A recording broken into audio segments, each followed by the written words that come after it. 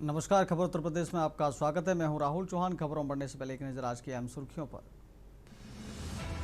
लखनऊ घटना के बाद सरकार ने लिया बड़ा सबक। सीएम ने कहा, अग्नि सुरक्षा मानकों से कोई समझौता नहीं, स्पेशल टीम सभी जिलों की करेगी ऑडिट। लखनऊ अग्निकांड में 15 युवाओं की जान लेने वाली अवैध बिल्डिंग बनवाने में 18 दोषी, एलडीए-बीसी ने शासन को भेजी रिपोर्ट। मौसम की अनिश्चितता के हिसाब से करें खरीफ की तैयारी, सीएम योगी ने दिए बीमा कवरेज बढ़ाने के निर्देश। यूपी में गलत फॉर्मूले से 14 महीने तक ईंधन अधिभार वसूलता रहा पावर कॉरपोरेशन, नियामक आयोग ने जताई नाराजगी।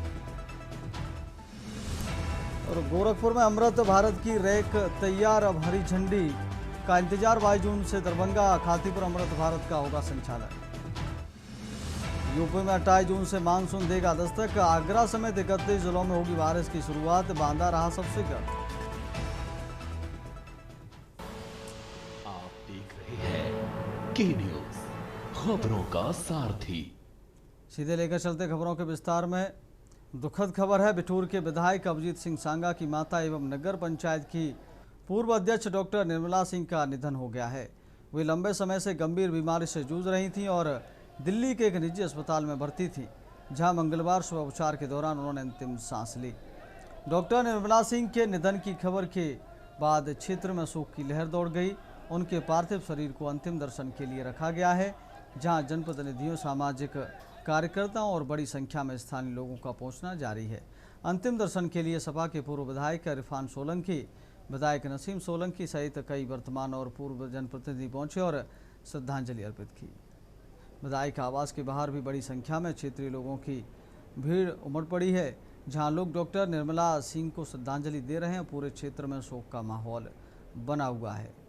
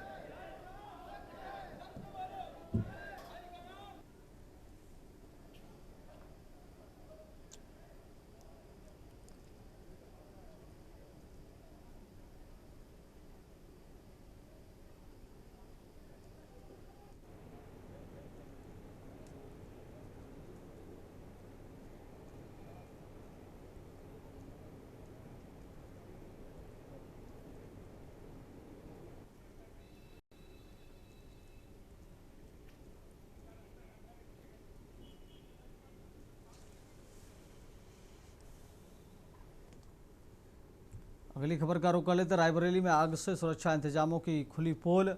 लखनऊ के बाद रायबरेली में आग से सुरक्षा की खुली पोल। 12 कोचिंग सेंटर और लाइब्रेरी की गई सील। जांच में नहीं मिले फायर सेफ्टी के पर्याप्त इंतजाम। अधिकारियों की टीम ने कई संस्थानों का किया निरीक्षण। बिना एनओसी संचालित संस्थानों पर कड़ी कार्रवाई। एडीएम, आरडीए, फायर, नगर पालिका समेत कई टीमें गठित। शहर में 100 से अधिक संचालित हो रही कोचिंग व लाइब्रेरी। पतली पतली गलियां, में भी संचालित हो रही कोचिंग लाइब्रेरी DIOS व RDA के अधिकारियों पर उठ रहे सवाल।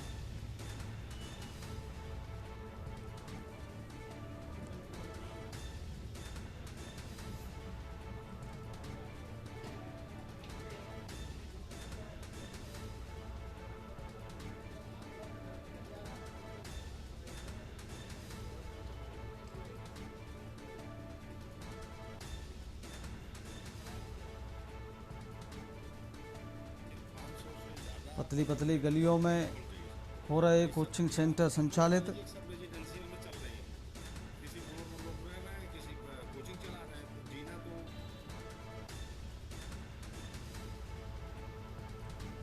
लखनऊ के बाद रायबरेली में आग से सुरक्षा की खुली पोल। 12 कोचिंग सेंटर और लाइब्रेरी की गई सील।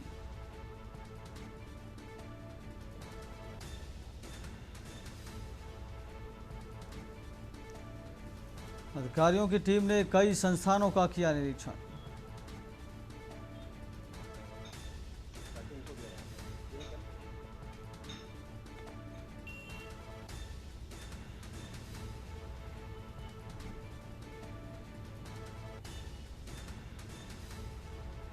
शहर में 100 से अधिक संचालित हो रही कोचिंग व लाइब्रेरी।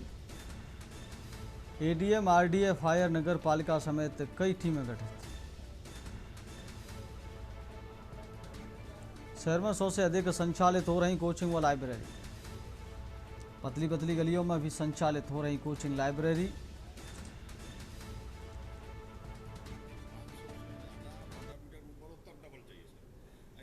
उत्तर प्रदेश की राजधानी लखनऊ में हुए अग्निकांड के बाद रायबरेली में भी अधिकारियों के द्वारा कोचिंग व लाइब्रेरी में छापेमारी की गई है, जिसमें रायबरेली में देखा जाए तो अधिकतर जो कोचिंग है वो मानक के विपरीत चल रहे थे, जिन्हें सील करने का काम किया गया है। इस समय हम रायबरेली की डिग्री कॉलेज में मौजूद है। गली जो है इस देख सकते हैं, पूरी गली कोचिंगों की है और ये बताया जा रहा है कि यहाँ की जो अधिकतर कोचिंग है वो मानक को पूर्ण नहीं कर रहे थे, जिसके बाद यहाँ पे जो कोचिंगों को सील कर दिया गया है। RDA की तरफ से इन कोचिंगों को सील किया गया है। लगभग 12 कोचिंग ऐसी हैं जो रायबरेली में सील की गई हैं। उन्हें बताया जा रहा है कि मानक के विपरीत संचालित हो रहे थे, जिसके बाद प्रशासन के द्वारा छापेमारी की गई और सीलिंग का कार्य किया गया है। लखनऊ में अग्निकांड हुए के बाद देखा गया है कि रायबरेली प्रशासन पूरी तरह से एक्टिव मोड पे है और जो भी कोचिंग है वहां पे पहुंच रही है और मानक चेक करे, चाहे फायर विभाग के NOC हो या RDA की तरफ से NOC हो, सभी चेक किए जा रहे हैं। डॉक्यूमेंटली कंप्लीट ना होने के कारण जो है उनको बंद किया जा रहा है, सीलिंग करने का कार्य किया जा रहा है। यहाँ पे बताया जा रहा है कि गली में कई ऐसी कोचिंग है जो संचालित हो रही थी, लेकिन सहज आप अंदाजा लगा सकते हैं जो गली है, इन गलियों में किस प्रकार जो फायर की गाड़ी है वो अंदर जा सकती है या नहीं, अगर जाएगी तो कैसे मुड़ेगी। ये जो है मानक को पूर्ण नहीं कर रही थी, इसलिए इन सब जो कोचिंग हैं उन्हें बंद कर दिया गया है। और आज रायबरेली की अगर बात की जाए तो जो अधिकतर कोचिंग संचालक हैं उन्होंने कोचिंगों में भी छुट्टी कर दी है, लेकिन देखा जा रहा है कि प्रशासन पूरी तरह से रायबरेली में एक्टिव मोड पे दिखाई दे रहा है। केशवानंद शुक्ला, के न्यूज, रायबरेली। अगली खबर का रुख करते खबर हमीरपुर से। यमुना पुल पर रात में होगा यातायात बंद। 26 जून से 28 जून तक रात में यातायात रहेगा बंद।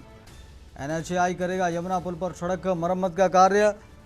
बिटुमिनस ओवरले कार्य के चलते लिया गया फैसला। भारी यातायात दबाव और सीमित चौड़ाई बनी वजह।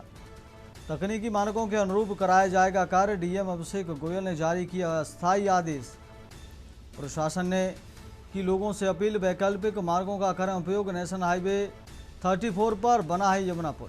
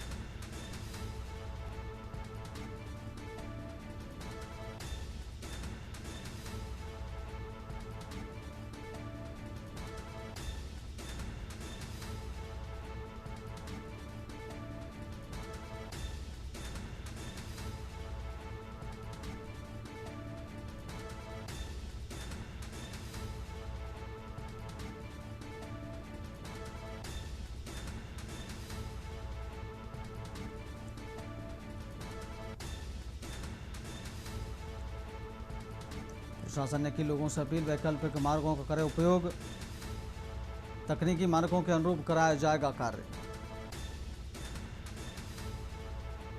डीएम अभिषेक गोयल ने जारी किया अस्थायी आदेश।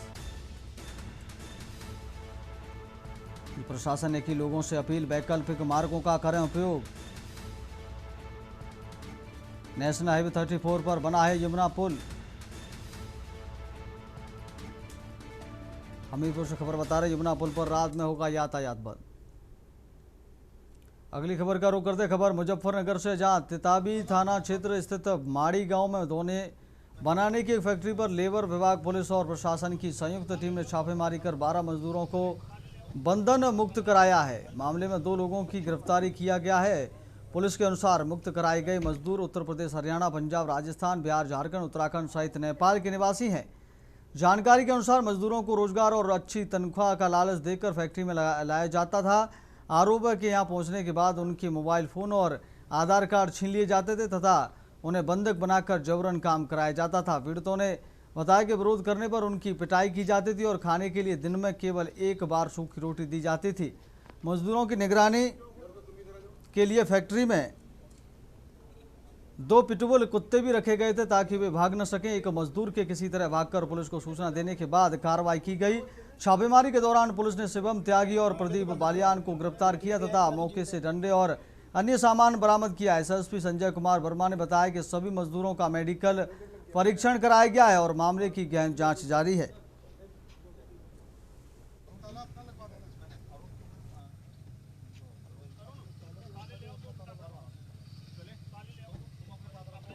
ये हमको नानकी पिंड पड़ता है, वहाँ से वहाँ बंधक बनाया था। झूठ बोल के अम्बाला से लेके आया था। बोला था 12,000 रुपये महीना दूंगा। दोना पत्तल की फैक्ट्री है, पन्नी बांधने का काम है, हल्का काम है और कोई काम नहीं है। 3 टाइम खाना मिलेगा, 3 टाइम चाय मिलेगी, महीना पैसा मिलेगा। हमने जब उधर से लेके आया, मैं चले आए, हमने वहाँ से 22 लोग थे। 22 लोग में हम 13 लोग रह गया हूँ। 7 लोग को इसने गायब कर दिया। इधर कुछ तो भाग गए हैं, 3 को तो मार ही दिया है। मार के बोरी में कस के बेच दिया है। कहाँ बेंगा कहाँ नहीं बेंगा है। और बाकी कोई पैसा नहीं देता, मार पीट के काम लेता है। बेल्टन मार के काम खत्म कर दिया। देखिए, एक सूचना मिली थी पुलिस को, उसके आधार पर लेबर कमिश्नर तथा एसपी आर्य के नेतृत्व में सीओ फुगाना और तहसीलदार Radheshyam, SHO Titawi, SOG surveillance Mohit Chaudhary इस पर रेड देते हैं। मजिस्ट्रेट की उपस्थिति में मांडी गांव में, थाना तितावी में, उसमें एक फैक्ट्री से, जो दोना बनाने की फैक्ट्री होती है, उसमें से 12 लोग मुक्त कराए गए हैं जिनके शरीर पर गंभीर चोट के निशान हैं। तथा जब उनको मुक्त कराया गया तो उनसे पूछताछ की गई तो उन्होंने बताया कि इस तरह से उनको 1.5 से 2 साल से वहां पर बंधक बनाया गया है। 10 से 12,000 या कभी 8,000 का लालच देकर के ये लोग नौकरी के नाम पर रेलवे स्टेशन, बस अड्डे तथा विभिन्न स्थानों से इनको ले आते हैं तथा वहां पर बंधक बना लेते हैं तथा इनसे फिर जबरदस्ती काम कराते हैं दोने बनाने का, तथा इन्हें कोई तनख्वाह भी नहीं देते। इन्हें एक टाइम पर रोटी देते हैं, वो भी।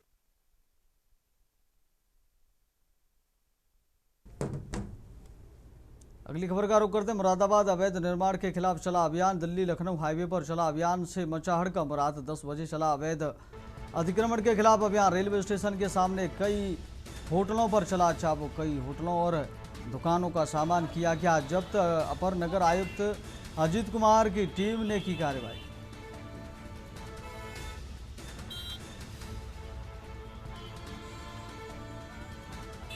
रात 10 बजे चला अवैध अतिक्रमण के खिलाफ अभियान। रेलवे स्टेशन के सामने के कई होटलों पर चला चाबुक। कई होटलों और दुकानों का सामान किया गया जब्त। अपर नगर आयुक्त अजीत कुमार की टीम ने की कार्रवाई। मुरादाबाद से खबर आपको बता रहे, अवैध निर्माण के खिलाफ चला अभियान। दिल्ली लखनऊ हाईवे पर चला अभियान से मचा हड़कंप। रात 10 बजे चला अवैध अतिक्रमण के खिलाफ अभियान। रेलवे स्टेशन के सामने के कई होटलों में चला चाबुक। रात 10 बजे चला अवैध अतिक्रमण के खिलाफ अभियान।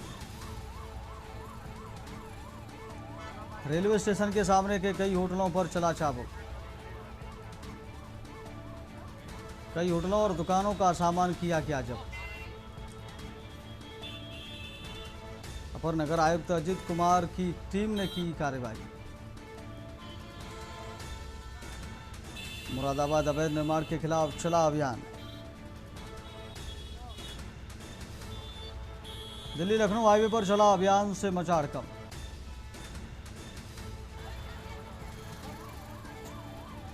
रात 10 बजे चला अतिक्रमण पर अभियान। ये फुटपाथ पर जो लोग सामान रख के व्यवसाय कर रहे हैं, लगातार चेतावनी दी जा रही है, लगातार अभियान चल रहा है। आप लोगों के माध्यम से भी रोजाना चेतावनी दी जा रही है, पेपर के माध्यम से भी दी जा रही है। हम नगर निगम का लाउड स्पीकर के माध्यम से भी और प्रवर्तन दल के माध्यम से भी चेतावनी देते रहे हैं, लेकिन ये हर बार जिस समय प्रवर्तन दल आता है उस समय अपना सामान पीछे कर लेते हैं और फिर आगे कर लेते हैं।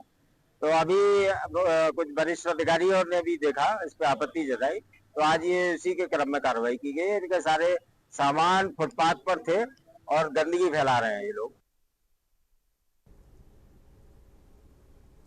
अगली खबर का रुख करते सिकंदराबाद में देसी शराब ठेके का विरोध। राजपुर खुर्द में देसी शराब ठेके का विरोध।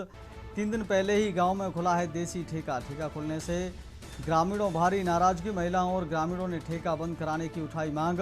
गांव के बीच शराब का ठेका नहीं होना चाहिए। ग्रामीण पुलिस और आबकारी विभाग की टीम मौके पर पहुंची। अधिकारियों ने ग्रामीणों को समझाने का किया प्रयास। ठेके को हटाने की मांग को लेकर ग्रामीणों का प्रदर्शन जारी। मामले को लेकर प्रशासनिक स्तर पर बातचीत चल रही।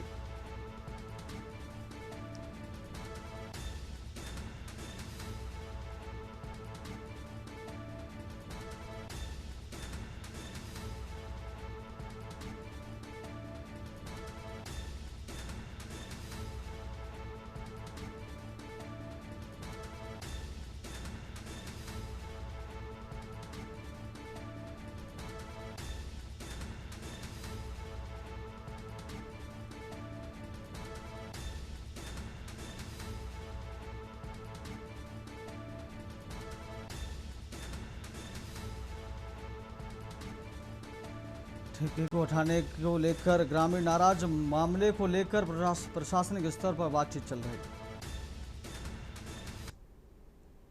अगली खबर का रुख करते उत्तर प्रदेश के बुलंदशहर जनपद में गैंगस्टर रोहतास राणा की दिन दहाड़े गोली मारकर हत्या कर दी गई। घटना गुलाबट्टी कोतवाली क्षेत्र के एक बाजार की है, जहां बाइक सवार 2 हमलावरों ने दुकान पर बैठे रोहतास राणा को निशाना बनाया और फायरिंग कर फरार हो गए। सूचना मिलते ही पुलिस मौके पर पहुंची और आरोपियों की तलाश शुरू की। पुलिस ने घेराबंदी कर कुछ ही दूरी पर दोनों बदमाशों को मुठभेड़ के बाद गिरफ्तार कर लिया। गिरफ्तारी के दौरान उनके पास से घटना में इस्तेमाल हथियार भी बरामद किया गया है। जानकारी के अनुसार रोहतास राणा पर गैंगस्टर समेत कई आपराधिक मामले दर्ज थे। वर्ष 2025 में उसने अपने ही दोस्त बलबीर की हत्या की थी। इसी पुरानी रंजिश के चलते बलबीर के बेटे और भतीजे विपिन और पुष्पेंद्र ने मिलकर उसकी हत्या कर दी। गिरफ्तारी के दौरान हुई झड़प में गुलाबट्टी कोतवाली प्रभारी को हल्की चोटें आईं। वहीं वरिष्ठ पुलिस अधीक्षक ने त्वरित कार्रवाई करते हुए पुलिस टीम को 25,000 रुपये का इनाम देने की घोषणा की है। पुलिस पूरे मामले की जांच और आरोपियों के आपराधिक इतिहास की पड़ताल में जुटी है।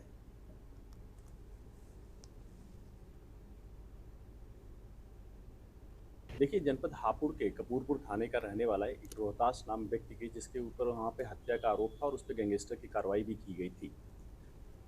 जानकारी में ये आया है कि 19 जनवरी 2025 को एक पारपा गांव में, जो कपूरपुर थाना हापुड़ का है, वहाँ पर एक हत्या की घटना हुई थी, जिसमें रोहतास ने उस वक्त बलबीर की हत्या किया था। इसमें रोहतास जेल भी गया था और काफ़ी टाइम के बाद जमानत पर आया था। छूटने के बाद अभी कुछ ही दिन पहले, लगभग 15 दिन पहले, यहाँ पे किराए पे दुकान लेकर के एक बैटरी की दुकान खोला और साथ ही उसमें कल कुछ स्कूटी भी ला करके इलेक्ट्रॉनिक स्कूटी रखा हुआ था। आज उसकी जो है पिछली घटना की जो मृतक था, उसका लड़का पुष्पेंद्र और उसका भतीजा विपिन ने गोली मारी। इसको तत्काल पुलिस अस्पताल भेजी, लेकिन डिस्ट्रिक्ट हॉस्पिटल में उपचार के दौरान उसकी मृत्यु हो गई। घटना की सूचना पाते ही इंस्पेक्टर गुलावटी ने बड़े साहसिक तरीके से दोनों अभियुक्तों को दौड़ा करके पकड़ा है। उनके पास से आला कत्ल भी बरामद हुआ है। यद्यपि इस घटना में इंस्पेक्टर को भी चोट आ गई है। अगली खबर एटा से है, जहां लखनऊ के अलीगंज स्थित कोचिंग सेंटर में हुए भीषण अग्निकांड के बाद एटा प्रशासन पूरी तरह मोड में आ गया है। शासन की एडवाइजरी के बाद जिलाधिकारी के निर्देश पर गठित जांच टीम ने जिले में संचालित कोचिंग सेंटरों और लाइब्रेरी पर व्यापक छापेमारी अभियान चलाया। इस दौरान 10 स्थानों पर निरीक्षण किया गया, जिसमें 8 संचालकों को नोटिस जारी किए गए, जबकि एक संस्थान को सीज कर दिया गया। जिला विद्यालय निरीक्षक इंद्रजीत प्रजापति ने बताया कि जिले में अब तक 12 कोचिंग सेंटर और 53 लाइब्रेरी पंजीकृत हैं। छापेमारी के दौरान जिन संस्थानों का पंजीकरण नहीं मिला, उन्हें जल्द से जल्द पंजीकरण कराने और सुरक्षा मानकों का पालन करने के निर्देश दिए गए हैं। कोचिंग सेंटरों के संचालन के लिए फायर विभाग की एनओसी अनिवार्य है और निगरानी के लिए 80 नोडल अधिकारी भी नियुक्त किए गए हैं। वहीं चीफ फायर अधिकारी प्रशांत राणा ने बताया कि जिले में कुल 74 कोचिंग सेंटर और लाइब्रेरी संचालित हैं, जहां समय समय पर फायर सुरक्षा व्यवस्था की जांच और मॉक ड्रिल कराई जाती है। हालांकि जिले के अग्निशमन विभाग में अधिकारियों और कर्मचारियों के कई पद रिक्त हैं, जिससे संसाधनों पर अतिरिक्त दबाव बना हुआ है। लखनऊ में अग्निकांड हुआ, उसके बाद जनपद एटा के अग्निशमन अधिकारी के पास बैठा हूं।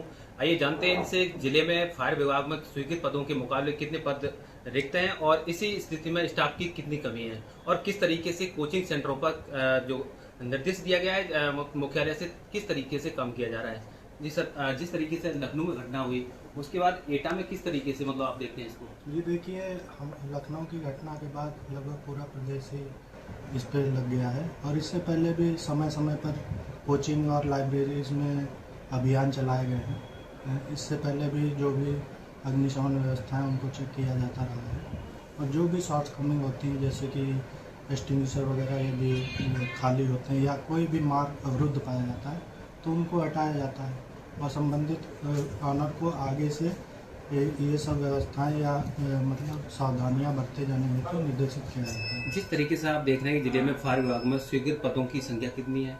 जी, ये स्वीकृत एटा में अगर देखा जाए तो स्वीकृत FSO 3 स्वीकृत पद हैं, बट हमारे जनपद में एक भी नहीं है और सेकेंड ऑफिसर के 4 पद हैं, जिसमें से एक ही है हमारे। जैसे स्टाफ की कमी, इसके अलावा जैसे प्लेटफार्म हाइड्रो क्लोरिक होता है, जैसे पानी टैंकर है, अन्य उपकरणों की स्थिति क्या है? जी देखिए, यहाँ पे जो 15 मीटर से ऊंची बिल्डिंगें हैं वो काफ़ी कम है।